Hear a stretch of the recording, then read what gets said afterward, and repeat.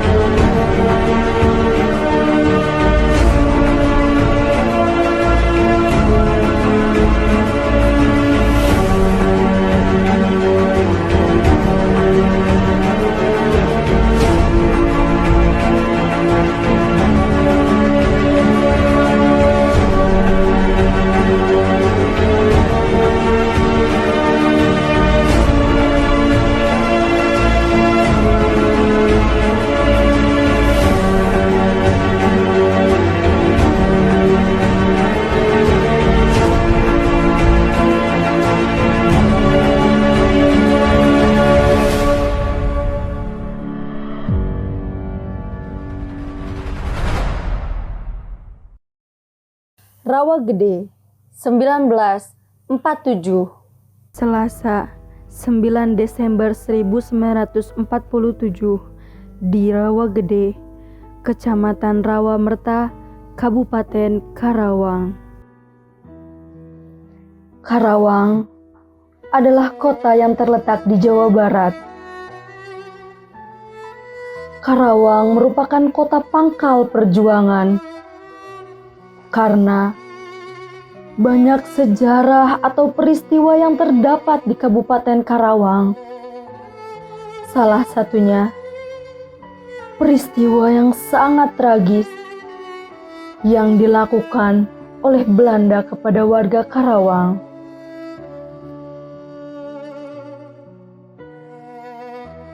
Banyak sekali ratusan warga yang ditembak mati tanpa belas kasihan oleh Belanda. Sebanyak 431 jiwa tewas.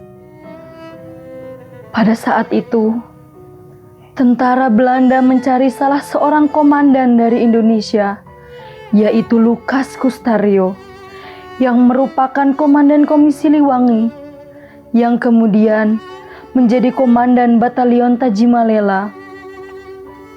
Lukas juga merupakan salah seorang pejuang Indonesia yang sering membatalkan rencana Belanda. Salah satunya, Lukas pernah menyabotase kereta api milik Belanda yang di dalamnya membawa ribuan senjata dan amunisi lain dari Karawang sampai Jakarta. Gara-gara apa? Gara-gara seseorang yang namanya Kapten Lukas Komandan Kopi Karawang Bekasi. Iya Pak Lukas iya lamun senjata Belanda dipalingan, kayak mobil dipaling, tapi kalau ditembak gak kena-kena. Ini Pak Lukas, ini Komandan Kopi Karawang Bekasi, paling hebat. Komandan Resimen Jakarta Letnan Kolonel Mupreni Mukmin. Komandan Kopi Karawang Bekasi Kapten Lukas Kustario. Saya Pak Lukas paling luar biasa palingan senjata Belanda, kalau ditembak gak kena-kena. Pada saat itu, Belanda mendapatkan informasi bahwasanya Lukas berada di salah satu daerah yang berada di Karawang, yaitu Rawa Gede. Dari informasi tersebut, Belanda langsung menggerakkan pasukannya pergi ke desa Rawa Gede. Pada saat Belanda datang, ternyata Kapten Lukas sudah berangkat dari Rawa Gede. Karena Lukas tidak ditemukan, akhirnya Belanda mengumpulkan sejumlah warga laki-laki dan para pemuda laki-laki untuk ditanya satu persatu. Tetapi para pemuda sepakat untuk tidak memberitahu keberadaan Lukas. Alhasil, satu persatu pemuda ditembak dan beberapa pemuda yang bersembunyi pun terlacak dan langsung ditembak mati oleh Belanda. Para korban yang berjatuhan dan tenggelam ke dalam Sungai Siliwangi ditangani langsung oleh wanita-wanita di desa itu. Jiwa-jiwa pahlawan mereka sampai satu persatu 40 orang tetap tidak menjawab, apalagi yang dikumpulkan. Jadi tekduk, maka Rawa Gede telah jaga tekduk bareto. Dulunya jadi ada tekduk di sini, gitu ya.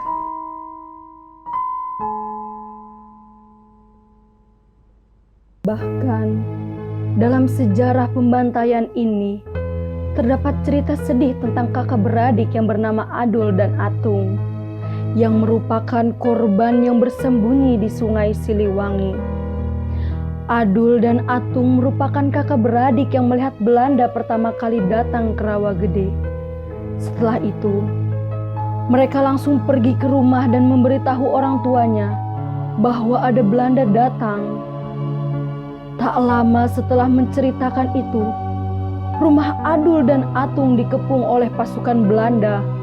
Lalu, mereka berdua melarikan diri dari pintu belakang, sedangkan bapak dan ibunya pergi berlawanan arah.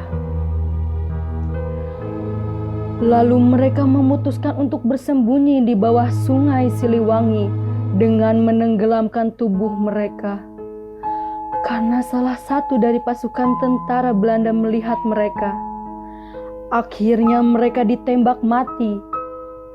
Sampai 3 hari kemudian, jasadnya baru ditemukan di Pasir Awi yang menyangkut di pepohonan dan merunduk ke sungai dengan keadaan berpelukan. Ada mayat seorang pemuda 2, katanya si Atung dan si Adul. Karena si Atung bajunya nyangkut ada patok.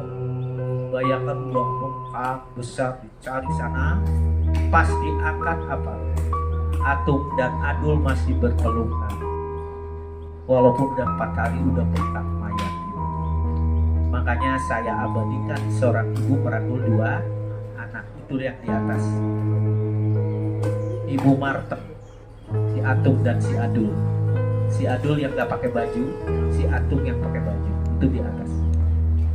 Ya. Pembantaian Rawa Gede ini adalah salah satu kejadian tragis yang terdapat di Kabupaten Karawang.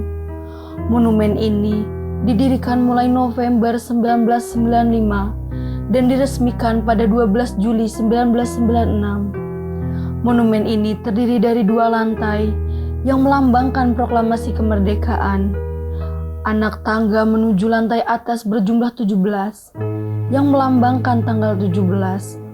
Denah bangunan lantai dasar bersegi 8 melambangkan bulan 8. Bagian atap berbentuk piramid yang terbagi menjadi 4 dan setinggi 5 meter melambangkan tahun 1945. Lantai atas terdapat patung emas yang menggambarkan seorang ibu yang di pangkuannya terdapat mayat suami dan anaknya yang tewas ditembak. Dan ruang lantai bawah terdapat diorama peristiwa pembantaian warga oleh tentara Belanda. Pada luar bangunan, di dinding bawah, terdapat relief yang menggambarkan peristiwa perjuangan rakyat Karawang. Di belakang bangunan monumen terdapat makam pahlawan yang diberi nama dengan Sampurna Raga, yang dimaknai sebagai raga yang sempurna. Dan tulisan Esa hilang, 2 terbilang, yang dimaknai hilang 1 tumbuh 1000.